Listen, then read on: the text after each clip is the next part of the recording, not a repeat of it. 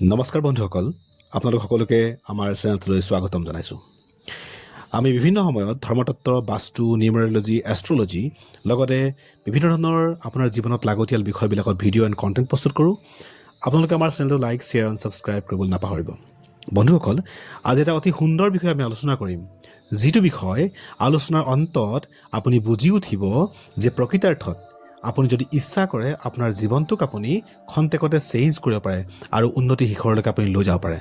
মাত্ৰ কিছুমান পদ্ধতি বা কিছুমান টেকনিক জনাৰ দৰকাৰ, যি টেকনিক বা যি পদ্ধতি ব্যৱহাৰ কৰিলে আপোনাৰ ছাবকনচিয়াছ মাইণ্ডটো এক্টিভেট হয়, আপোনাৰ ভিতৰত লুকাই থকা ঐশ্বৰিক শক্তি জাগৃত হয় আৰু আপুনি ভবা নিচিনাই বা আপুনি বিচৰা নিচিনাই আপোনাৰ জীৱনটোৱে গতি কৰে। গতিকে বন্ধুসকল, আহক আমি আজিৰ বিষয়টো আলোচনা কৰোঁ। আমি এই ভিডিঅ'টোৰ শেষত আমি যিটো প্ৰাৰ্থনা প্ৰক্ৰিয়া, যিটো প্ৰাৰ্থনা হয় সেইটো আমি লিখি দিম। আপোনালোকে সেই প্ৰাৰ্থনা প্ৰক্ৰিয়াটো বা প্ৰাৰ্থনাটো আপোনালোকে কমেণ্টত লিখিব পাৰিব আৰু আপোনালোকে তাক অভ্যাস নিয়মিতভাৱে কৰিব পাৰিব। তাৰ আগতে এই প্ৰাৰ্থনাটোৰ যিটো স্পেচিয়েল কাৰণ আছে, কিয় আমি তাক ব্যৱহাৰ কৰা দৰকাৰ, তাক আপুনি জনাটো দৰকাৰ আৰু ইয়াক ব্যৱহাৰ কৰাৰ পদ্ধতিটো আপুনি জনা দৰকাৰ। প্ৰকৃতাৰ্থত আমি জীৱনটোৰ বিভিন্ন সময়ত যেতিয়া আমি দুখ ভাৱ পাওঁ, নিগেটিভ ভাৱ পাওঁ বা আমি আমাৰ জীৱনটোৰ যন্ত্ৰণাময় পৰিৱেশবিলাক পাৰ কৰোঁ, তেতিয়া আমাৰ এনেকুৱা লাগে যে মোৰ দ্বাৰা অসম্ভৱ, মোৰ দ্বাৰা বহুত বস্তুৱে পচিবল নহয়। কিন্তু সেই সময়ত আপুনি আপোনাৰ ভিতৰত থকা শক্তিক জাগৃত কৰি ৰখা দৰকাৰ। আপুনি আপোনাৰ ভিতৰত থকা শক্তিক আপুনি বুজি উঠা দৰকাৰ, কিয়নো জীৱনত আপছ এণ্ড ডাউন থাকিব, উত্থানৰ পতন থাকিব। এই উত্থান আৰু পতনৰ যি ক্ৰমধাৰা, ইয়াক আপুনি জীৱনৰ এটা অংশ হিচাপে ল'ব পাৰিব লাগিব। আৰু যেতিয়া আপোনাৰ জীৱনত বেয়া সময় আহে, কষ্টকৰ সময় আহে, তেতিয়াই আপুনি নিজৰ শক্তিক বুজি পাব লাগিব আৰু সেই শক্তিৰ জৰিয়তে আপুনি পুনৰবাৰ আগবাঢ়ি যাব লাগিব আৰু আপোনাৰ দ্বাৰা যি সম্ভৱ হয়, আপোনাৰ জীৱনটোৰ যি অৰ্থ উলিয়াব লাগে, তাক আপুনি উলিয়াবলৈ প্ৰয়াস কৰিব লাগিব। বন্ধুসকল, আপুনি, মই সকলোৱে ঈশ্বৰৰ এক বিশেষ সৃষ্টি। আমাৰ ভিতৰত সেই শক্তি আছে, যি সেই ঐশ্বৰিক শক্তি সকলোকে ঈশ্বৰে প্ৰদান কৰিছে। সেই শক্তিক যদি আপুনি ব্যৱহাৰ কৰে, যদি আপুনি তাক ভালদৰে ব্যৱহাৰ কৰে, নিশ্চয় আপোনাৰ জীৱনতো মিৰেকল ফল পাব। আমি নিয়মিতভাৱে কিছুমান প্ৰক্ৰিয়া অৱলম্বন কৰিব লাগে। আমাৰ ধৰ্মীয় শাস্ত্ৰবিলাকে বা এষ্ট্ৰলজিয়ে আপোনাক সদায় যিকোনো এটা প্ৰক্ৰিয়া অন্ততঃ 21 দিনৰ কাৰণে ফ'ল' কৰিবলৈ কয়। 21 দিন আপোনাক নিয়মিতভাৱে এটা সময়ত অনুকৰণ কৰা দৰকাৰ আৰু এই ধৰণৰ প্ৰাৰ্থনা প্ৰক্ৰিয়াবিলাক বা এই ধৰণৰ যিবিলাক প্ৰক্ৰিয়া ব্যৱহাৰ কৰিলে জীৱনটো সুন্দৰময় হয় বা আপোনাৰ ছাবকনচিয়াছ মাইণ্ড এক্টিভ হয়, এই প্ৰক্ৰিয়াবিলাক প্ৰকৃতাৰ্থত ব্ৰহ্ম মুহূৰ্তটো আপোনাৰ কাৰণে অতি গুৰুত্বপূৰ্ণ।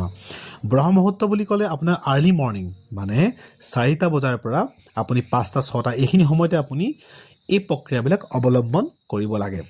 নিশ্চিত ৰূপত সেইখিনি সময়ত দেৱ মুহূৰ্ত বুলি কোৱা যায় বা সেইখিনি সময়ত আপোনাৰ যি ব্ৰেইনৰ যি এক্টিভেট হোৱাৰ বহুত চান্সেছ থাকে। গতিকে আপুনি সেইখিনি সময়তে তাক ব্যৱহাৰ কৰা দৰকাৰ আৰু এই ধৰণৰ প্ৰক্ৰিয়াবিলাক আপুনি অৱলম্বন কৰিব লাগে। আমি আগৰ ভিডিঅ'বিলাকত হোপোনোপোনো, এক্সিছ বাৰ্ছ, EFT ইত্যাদি বিভিন্ন কণ্টেণ্টবিলাকৰ বিষয়ত আমি প্ৰস্তুত কৰিছোঁ। আমাৰ উদ্দেশ্য এটাই, যাতে আপুনি এই বিষয়বিলাকৰ জৰিয়তে আপোনাৰ জীৱনটো সুন্দৰময় কৰি তুলিব পাৰে। আজি সেই একেই হোপোনোপোনোৰ পৰা আলোচনা কৰিম।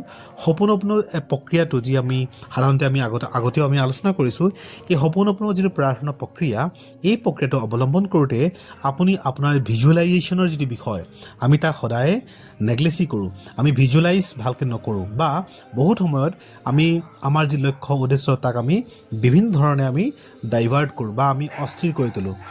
কিন্তু যদি আপোনাৰ ভিজুৱেলাইজেশ্যন ঠিক আছে, আপুনি যি বিচাৰিছে তাক যদি আপুনি ঠিক ঠাক কৰিব পাৰিছে, তেতিয়াহ'লে আপুনি হোপোনোপোনো কৰাটো দৰকাৰ। আপুনি প্ৰথমতে আপোনাৰ জীৱনৰ লাগতিয়াল বিষয়কেইটা বা আপোনাৰ জীৱনৰ প্ৰয়োজনীয় বিষয়কেইটা আপুনি স্পষ্ট হোৱা দৰকাৰ। প্ৰয়োজন হ'লে তাক আপুনি নোট কৰি লোৱা দৰকাৰ, এখন বগা কাগজত লিখি লোৱা দৰকাৰ আৰু তাক আপুনি ভালকৈ এনালাইজ কৰা দৰকাৰ যে প্ৰকৃতাৰ্থত এই বিষয়কেইটা আপোনাক প্ৰয়োজন আছে নে নাই। যদি প্ৰয়োজন আছে, তো নিশ্চিত ৰূপত আপুনি সেই বিষয়কেইটাৰ ওপৰত আপোনাৰ ভিজুৱেলাইজ কৰা দৰকাৰ। যদিহে আপুনি ষ্টুডেণ্ট হয় আৰু আপুনি ভাবিছে মই ইঞ্জিনিয়াৰ হ'ম, বা আপুনি যদি ভাবিছে মই জীৱনত এই পৰ্যায়লৈকে যাম, উকিল হ'ম, বা আপুনি যি বিষয়ত আপোনাৰ নিজৰ উদ্দেশ্য আছে সেই বিষয়টোক আপুনি ভিজুৱেলাইজ কৰা দৰকাৰ। আপুনি সেইধৰণে নিজক এটা ইমেজিনেশ্যন ৰখাটো দৰকাৰ আৰু তাৰপিছত আপুনি হোপোনোপোনো কৰিব। আপুনি আপোনাৰ হোপোনোপোনো প্ৰক্ৰিয়া কৰাৰ আগতে আপুনি ঈশ্বৰক ধন্যবাদ জ্ঞাপন কৰিব, ঈশ্বৰক থেংকফুল আপুনি জনাব আৰু লগতে আপুনি প্ৰাৰ্থনা ক'ব যে I am sorry, please forgive me, thank you and I love you. I am sorry, please forgive me, thank you and I love you. এই প্ৰাৰ্থনাটো আপুনি যিমান পাৰে সিমানবাৰ ক'ব, কিয়নো ই আপোনাৰ ভিতৰৰ যি অস্তিত্ব তাক জাগৃত কৰে, আপোনাৰ ভিতৰৰ অস্তিত্বটোক এক সুন্দৰতম পৰিৱেশলৈ লৈ যায় আৰু আপোনাৰ ছাবকনচিয়াছ মাইণ্ডটোৱে বুজি পায় যে আপুনি জীৱনত যি বিচাৰিছে তাক এক্টিভেট কৰিবৰ কাৰণে সেই ছাবকনচিয়াছ মাইণ্ডে কি কৰা দৰকাৰ। আৰু এই সপোনৰ যিটো প্ৰক্ৰিয়া, এই প্ৰক্ৰিয়াটোৱে বহুজন মানুহৰ জীৱন চেঞ্জ কৰিছে, বহুজন মানুহৰ জীৱনত মিৰেকল ফল দিছে। তো নিশ্চিত ৰূপত যদিহে আপুনি এই প্ৰক্ৰিয়াটো প্ৰতিদিন আৰ্লি মৰ্ণিঙত যদি কৰে, তো নিশ্চিত ৰূপত আপোনাৰ জীৱনত ই মিৰেকল ফল দিব, আপোনাৰ জীৱনত ই বহুত ভাল ফল দিব। গতিকে বন্ধুসকল, আপোনালোকে সপোন কৰক। আপোনালোকে মাত্ৰ এই 4টা লাইন ক'লে আপোনালোকে গম পাব যে আপোনালোকৰ ভিতৰত কি ফিলিং, কি অনুভৱ আপোনালোকে গোটাব পাৰিছে। আৰু নিশ্চিত ৰূপত আপুনি ভাল ফলাফল পাব যদি কণ্টিনিউৱাছ কৰে। এটলিষ্ট 1 মাহৰ কাৰণে, 21 দিনৰ কাৰণে আপুনি অভ্যাস কৰক। ই আপোনাৰ জীৱনটোক পৰিৱৰ্তন কৰিব, ই আপোনাৰ জীৱনটোক চেঞ্জ কৰিব। বহুজনে তাৰ উদাহৰণ আছে, বহু লোকে এই বিশ্বাস কৰে, গোটেই পৃথিৱীৰ বহু লোকে এই প্ৰক্ৰিয়াটো বিলিভ ৰাখে। তো আপুনি বিশ্বাস ৰাখি কৰি চাওক, নিশ্চিত ৰূপত ই আপোনাক ফল প্ৰদান কৰিব।